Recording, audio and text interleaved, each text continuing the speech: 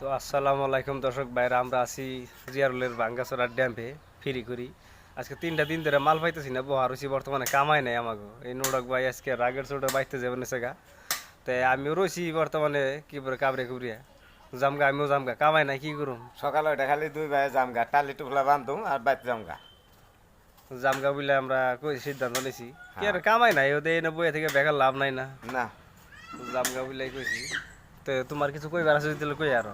না জামগা কইছি তো, টানে বাইরে জামগা কই যাবে ভাবছি। হ্যাঁ কি কইলে? ও গেদির মেয়ারে নে বাইরে নে বাইর করে নে জামগা বলে ভাবছি। বাইকের নিয়ে তো তুমি বাইতে যাই ওঠার না। ও না হনে যামু গুয়াহাটি মুয়াহাটি জামগা। তো তাই কর আর না তাহলে। তোমার ওর নাম কি, যার নিয়ে যাবে ওর নাম কি? ওর নাম জানতো কি? রেশমিনা। রেশমিনে। ওর নিয়ে যাই বেগা।